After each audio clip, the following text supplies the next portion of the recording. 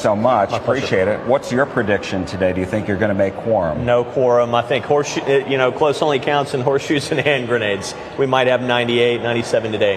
Now, you filed some paperwork in the Supreme Court because Governor Abbott is trying to remove Representative Wu. The Attorney General is trying to remove 12 other lawmakers.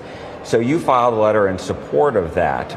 But you're also urging the Supreme Court to actually make a definitive ruling. Is that because there's some confusion in the Texas Constitution where Democrats say they're enabled to do this? The Supreme Court issued an opinion on that.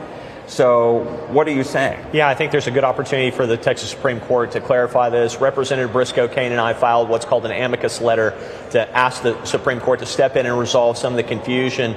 There's nothing confused about the Constitution. There is a question about whether Justice Blacklock in his 2021 In re Greg Abbott opinion said in what we believe to be dicta that the Constitution enables quorum breaking. We don't think the Constitution enables quorum breaking. It simply states what the quorum requirement is. We think the Supreme Court has the power through the quo warranto petition to vacate those seats and declare them open. Now, you've also, if the Supreme Court makes a ruling on that, you think that is definitive? Do you think that perhaps, as we've seen before, the Texas Constitution needs to be amended to make it that much clearer? Oh, no, I don't think we need an amendment to the Constitution. I think the Texas Supreme Court has the ability, under the leadership of Greg Abbott, to declare this issue dead once and for all. It would be a showstopper if one of these seats were vacated. Everyone would probably come back immediately. They don't want their seats vacated. But in any event, this is a good opportunity for us to make sure that the rule of law and some order is restored to the Texas House. Right now, we've got flood relief bills that have been filed we can't act upon because the Democrats are not here. But just getting back to this whole issue with the Supreme Court, this court proceeding could take some time, right? You know what? I don't think, Jack, it's going to take very long at all. I think it's ripe now. There's been a petition filed, a response, a reply brief, several amici that have been filed along with mine. So I think the Supreme Court could pretty much act at any time they want to without requiring further briefing. Even before, let's say the Democrats come back tomorrow, for example, yes, or today. And you don't think that it's a moot point. You want the Supreme Court to make a decision on this. Oh, I think the Democrats could come back and potentially moot it, but right now they're not willing to. I would like to have the Texas Supreme Court resolve this issue once and for all so there's no further confusion about what a quorum break results in. Now, you're also a co-author of a bill that was filed that would basically make it illegal. It would vacate, a lawmaker would vacate his or her seat if they are absent more than 7 consecutive days without permission. I think that's totally reasonable. Yes, I am.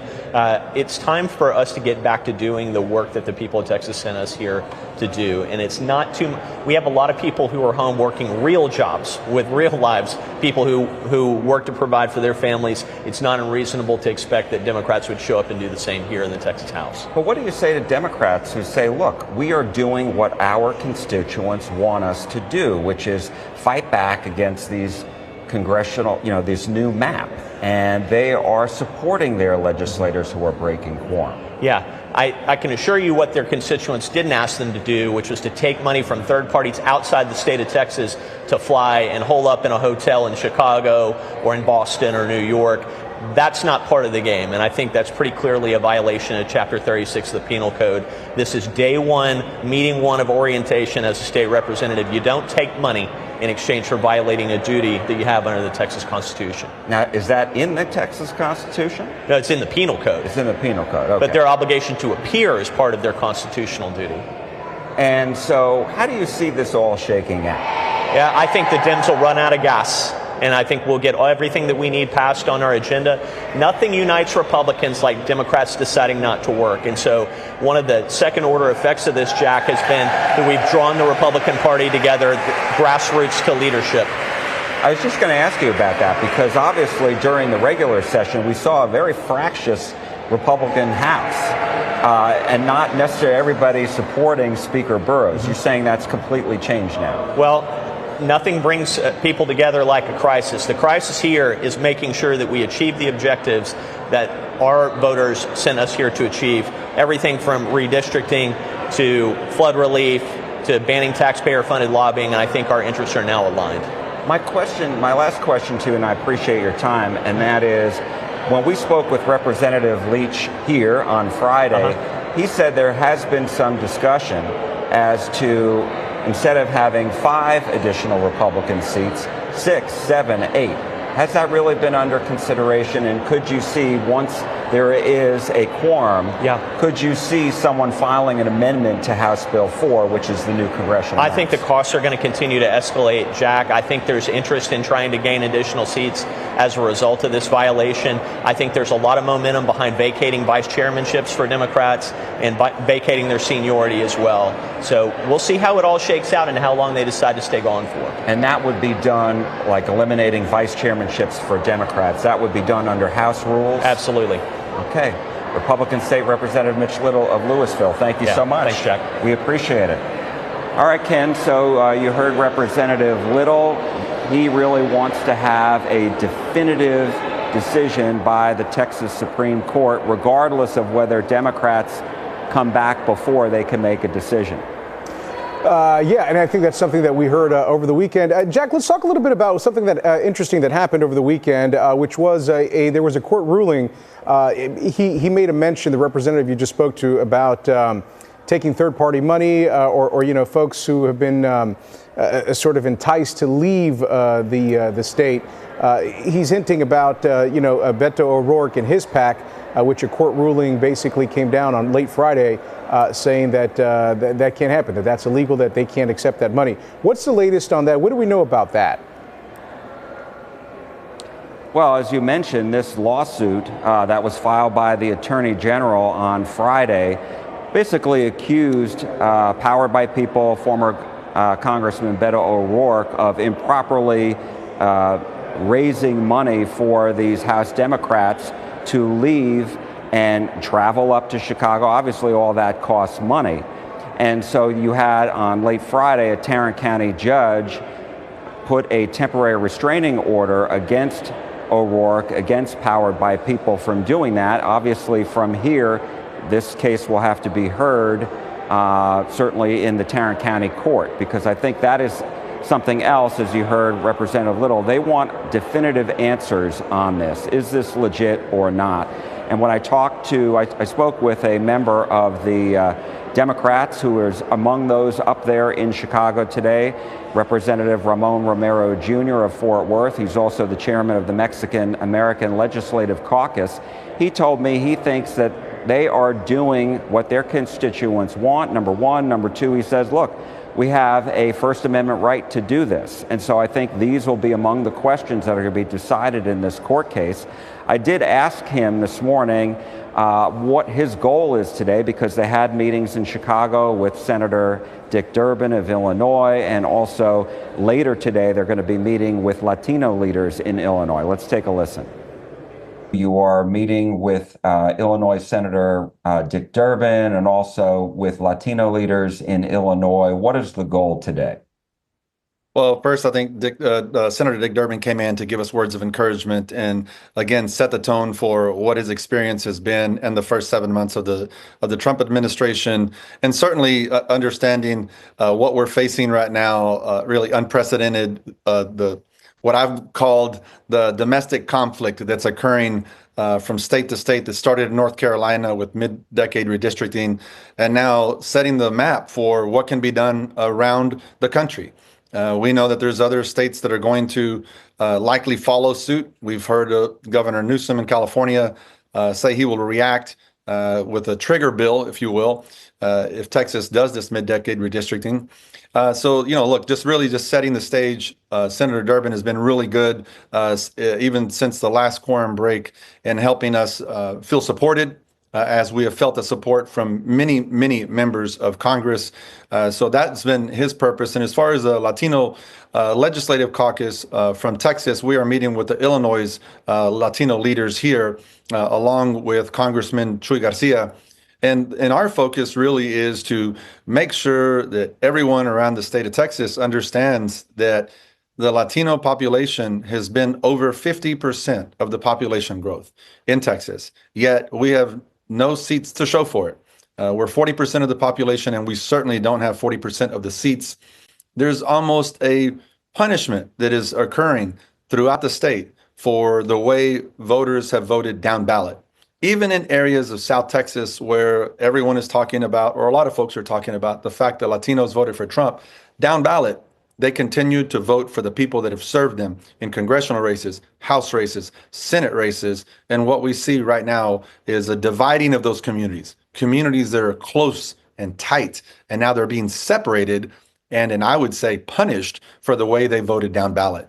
That's the message that we have to make sure that is spread throughout states like Illinois, like New York, like New Jersey, California. What's happening in Texas can occur around the country, and we just shouldn't have that happen in the United States of America. We've been down that path before. We shouldn't be going backwards. We should be moving forward.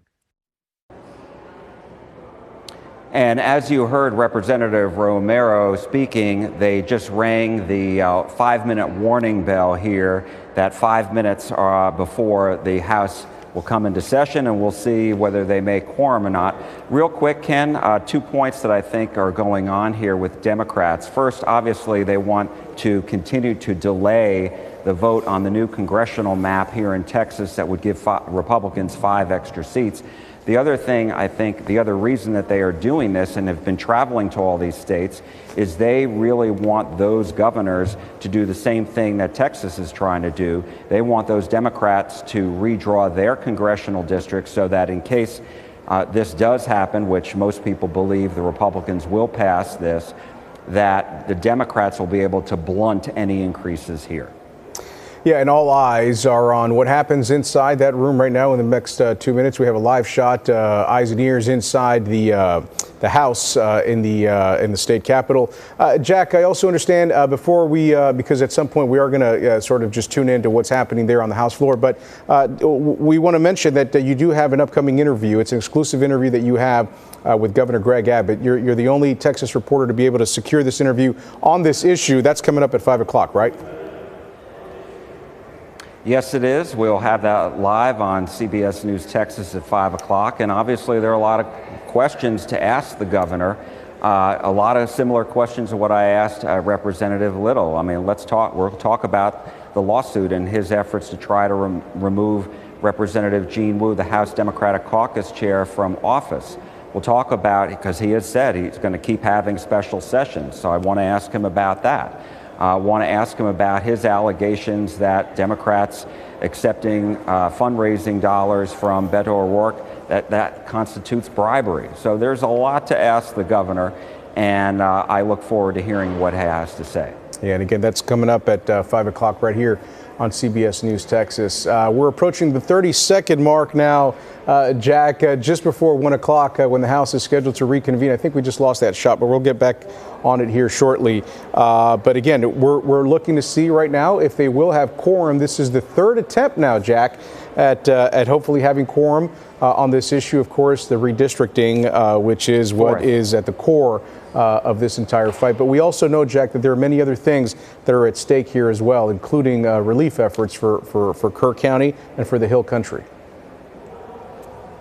Yeah, this will be attempt number 4, actually. We're entering the second week, but real quick about that, a House Calendars Committee met just this morning, and they put 5 bills all related to the flooding disaster, what we saw in Central Texas.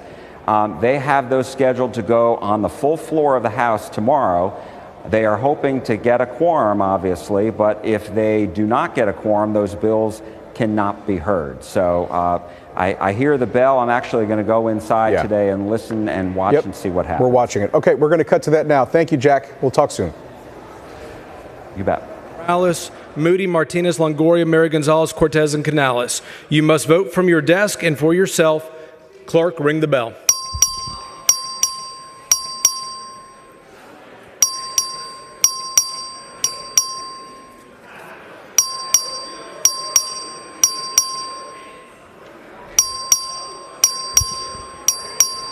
Have all members registered? Have all members registered? There being 96 members present, a quorum is not present. The House and gallery, please rise for the invocation offered by Ron Joy of DPS. Shall we pray? Our gracious Heavenly Father, we offer up our worship and praise for your many blessings. We are so blessed to live in the greatest country in the world. We thank you for the freedom, protection, and provision you provide. We thank you that we are free to openly worship you, Lord, without persecution. We thank you for the leaders in our country that you have placed over us. Bless them and give them wisdom.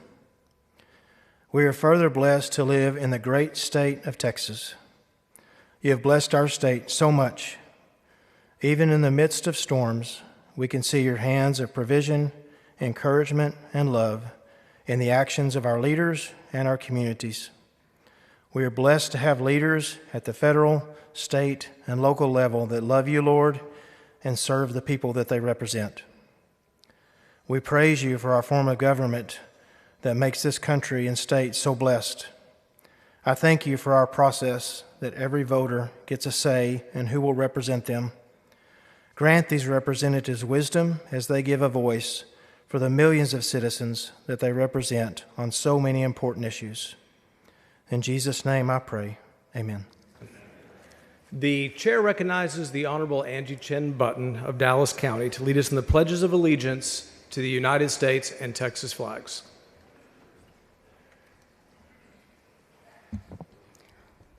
My dear colleagues and also guests in the balcony, these days it's hard to be a happy camper. But think about this. We have the honor and the privilege to serve and to live in this great country, in this wonderful state. So please join me to pledge our allegiance, because there's no other way. This is freedom and liberty. Please join me. I pledge to the flag of the United States of America and to the republic for which it stands, one nation under God, indivisible, with liberty and justice for all. Texas. Honor the Texas flag. I pledge allegiance to the Texas, one state under God, one and indivisible. This is the one right here.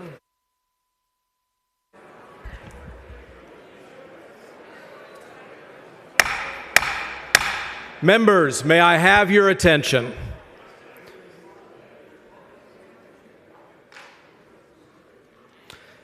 The roll has been called and a quorum is not present. Today, the Calendars Committee placed House Bills 1, 2, 18, 19, and 20, all vital flooding and disaster response measures, on the Tuesday calendar by a unanimous 6-0 vote. These are not symbolic bills. They are critical measures that would expand the powers of the Texas Division of Emergency Management to improve emergency response across the state, create the Texas Interoperability Council, which would help local governments acquire key communication equipment to better coordinate response efforts, assist communities with purchasing and upgrading emergency communication systems, require outdoor campground facilities to have a flood disaster plan, and create public protections against fraudulent bad actors trying to solicit charitable donations after a disaster. Those bills are set to be on the floor tomorrow. And I know those of us present are eager to take action on them. The only thing standing between Texas and real disaster relief is whether our absent colleagues decide to show up tomorrow. Now, to update you on the process of locating our colleagues and compelling a quorum, the Department of Public Safety has special agents deployed in every region of Texas. The House has deputized dozens of officers and dispatched them across the state. They are set up outside members' homes, conducting surveillance, knocking on doors, calling their phones multiple times a day. So far, no one's home, but the search continues and it will not stop. We also want to thank the public. Many have submitted tips about whereabouts of absent members. For example, over the weekend, we received word of a rally in Fort Worth where a couple of absent members were allegedly making appearance.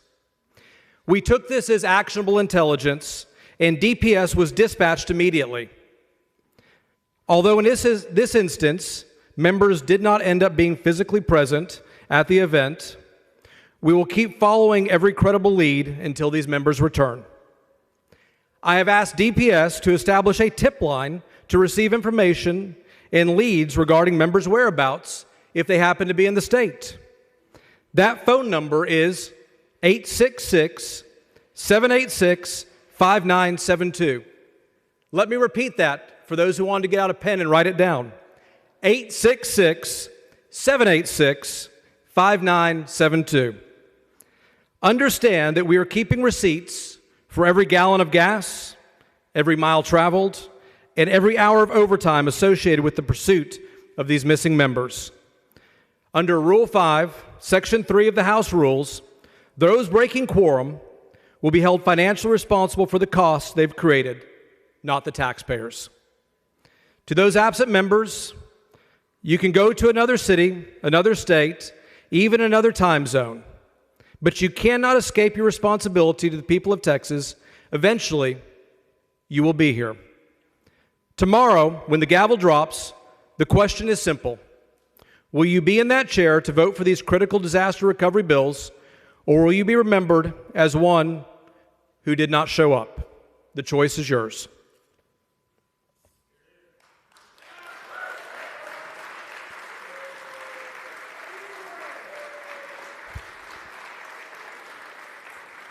Members, the call of the House remains in force. Under House rules, the House may adjourn from day to day. I will provide written permission to be entered in today's journal for each member registered as present during today's session to leave the chamber and return at 10 a.m. Tuesday. Mr. Guerin moves the House stand adjourned until 10 a.m. Tuesday. Is there objection? I hear none. House stands adjourned. So there you have it. We have been watching and listening to the very latest from the House floor in the state capitol in Austin. Once again, the headline here is that the Texas House once again does not meet quorum. Did not meet quorum. 96 members present during the head count today. Of course, they need 100 to meet quorum so that they can go about the business of this special session that is still underway. Folks, if you're just joining us now, if you're just now getting familiar with what is happening in the state capital of Texas, a good number of Democrats have broken quorum in order to stall a vote on the controversial redistricting maps, the redistricting plan that has been put forward by Republican leadership in the state of Texas that would give us, the state of Texas, 5 more Republican seats. They're in turn giving 5 more seats to the Republican Party across the country as well. This is something that has drawn up a lot of controversy, as I mentioned, within the last couple of weeks, certainly coming to a head sometime earlier last week when the quorum counts started to be taken and quorum was failed every single time. This is the 4th attempt now to reach quorum. And once again, they're not at quorum. 96. I want to read you a couple of the quotes that stuck out to me here from House Speaker Burrows as he spoke after the gavel earlier today. First and foremost, he went on to say that DPS agents are continuing to look for some of these House Democrats that have broken quorum, that are not present there for the vote, for the business of the special session that's taking place on the House floor. He says that many other law enforcement agencies and agents have also been deputized, and he thanks the public for calling in tips throughout the weekend to try and find some of these members. At this point, we know that they are facing civil arrest should they come across either a DPS agent or a law enforcement member who's been deputized to arrest them in a civil way and then bring them back to the Capitol. But he also said, quote, "We will keep following every credible lead even establishing a tip line for folks to call in if they have any information that could lead them to the whereabouts of some of these members of the House who are not there. But again, tomorrow the gavel will drop again at 10 o'clock, 10 a.m. We are expected at some point here that perhaps quorum will be met. Clearly, it hasn't in the last couple of times here. This is not a new practice in the state of Texas. Many times we have seen in the past where Democrats or Republicans or lawmakers, in order to sort of block a vote or to stall a vote on something, they break quorum and they sort of either leave the state or just not show up in the Capitol at all. We understand that there are members of the House, Democratic members of the House, that are still within the state. Those are the ones that DPS is looking for. But we also know that many have gone to places like Illinois, to California, to New York, to Massachusetts, where they're sort of waiting this out. The current special session runs through August 19th, but Governor Greg Abbott has already said that he will call another one if this business isn't concluded, if it isn't met. Not just the redistricting controversy that we're talking about, but of course tied into all of this are a lot of measures that would offer financial relief as well as resources in a way of big, massive relief packages to the Texas Hill Country, which, as you know, is still dealing right now with the aftermath of those devastating and deadly floods that took place there just a little bit over a year ago. Another day of pretty high drama in the Capitol. We've got Jack Fink out there as well. We're going to visit with him throughout the day. And don't forget that tonight on CBS Texas at 5 o'clock, we will have an exclusive interview. Our Jack Fink will be speaking to Governor Greg Abbott directly. He's the only Texas reporter to be able to speak to the governor on this matter of redistricting, on this matter of the quorum not being met yet again. He's going to have that interview for you, an exclusive one with the governor, coming up tonight at 5 o'clock right here on CBS News Texas. So thank you very much for tuning into the stream. We will see you back on air at CBS News Texas at 4 o'clock and throughout the day right here on CBSNewsTexas.com. I'm Ken Molesino. We'll chat soon.